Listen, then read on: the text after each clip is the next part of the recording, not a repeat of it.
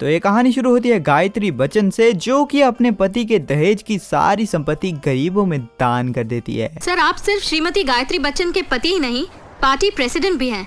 क्या आप भी कुछ कहना चाहेंगे?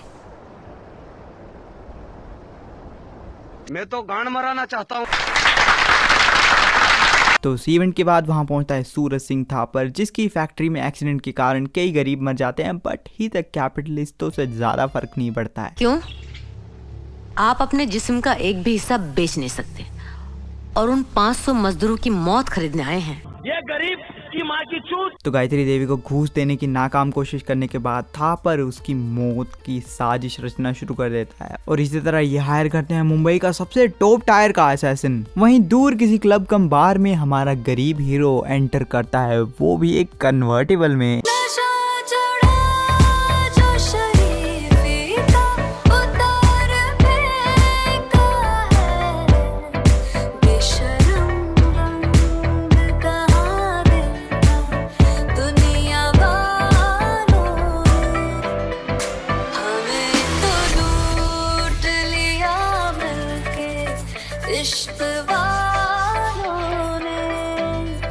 तो ये धारावी का बैरी एलन यहाँ पे आता है और जुआ खेल के सारे चोरी किए हुए हीरे जीत जाता है एंड आफ्टर दैट वो गुंडों की पिटाई करता है और उसके बाद इस बहुत ही गंदी सीजी बैकग्राउंड से जंप मारता है और इस सब में उसकी दाढ़ी शेव हो जाती है।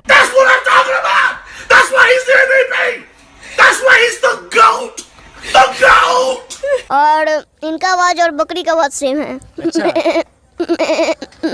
मैं तुम दोनों की माँ चो दूंगा, चूती हो तुम। हाँ।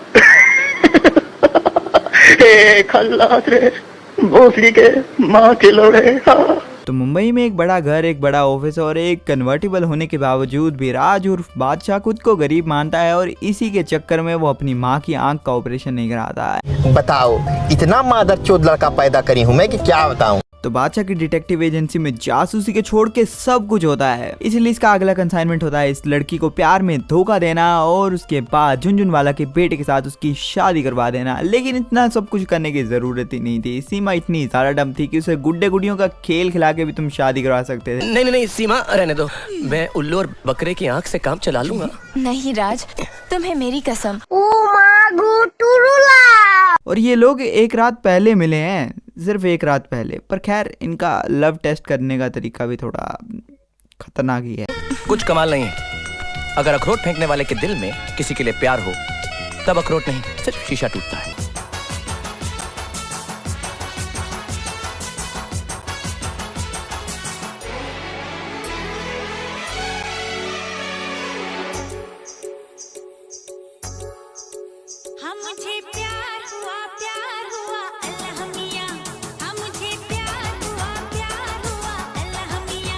इसके बाद सीमा को राज जानबूझ के फंबल कर देता है और वहां से पैसे मिलने के बाद झुनझुनवाला जैसे ही अपने घर पहुंचने वाला होता है कि रास्ते में आ जाता है दीपक और उन्हें अंडर अरेस्ट कर लेता है एंड आफ्टर दैट वो टॉप टायर का असैसिन जो कि थापर ने हायर किया था वो रास्ते में कहीं चुट जाता है। और इसी तरह पता नहीं कैसे पैसों से जुड़ी धांधली देखने वाली सरकारी एजेंसी, जो कि सरकार और सुप्रीम कोर्ट के ऑर्डर के बगैर काम नहीं करती, वो इस पूरे सिचुएशन की इन्वेस्टिगेशन अपने हाथ में ले लेती है। व्हाट द वक। वहीं बादशाह को भी कंसाइनमेंट मिलती है इस सेठ की बच्ची को बचाने के लिए, इसलिए वो एयरपोर्ट में कुछ लाखों करोड़ों के हीरे लेके चले जाते हैं और ये कस्टम वाले इनको पकड़ते भी नहीं है। खैर मुझे पता नहीं था कि एलियस पे भी हवाई टिकटें मिल जाती हैं, पर चलो जाने दो। मेन बात यह है कि बादशाह का नाम सेम होने के कारण सीबीआई वाला बादशाह चो दिया जाता है, जो कि कोई नई चीज नहीं है। फिर मारे हमने ये वाला और मारे हमने ये वाला और ये वाला मार के हमने कर दिया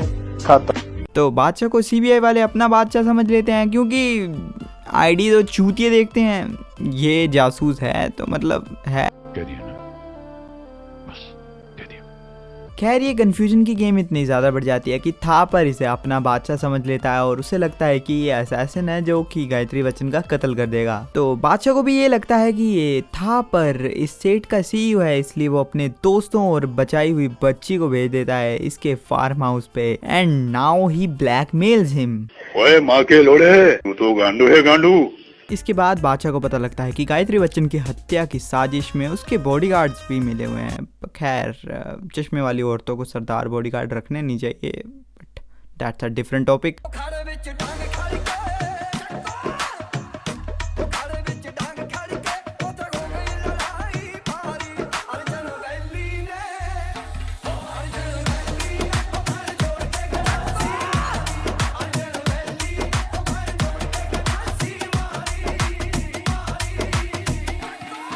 तो इस डिस्ट्रेस के माहौल में बादशाह कर लेता है सीमा के साथ पैचअप, और इसी तरह उन्हें पता लगता है कि थापर इकलौता इन्वॉल्व नहीं है इस पूरी साजिश में। उन्हें पता लगता है कि इस साजिश में ये कोटिया भी इन्वॉल्व है।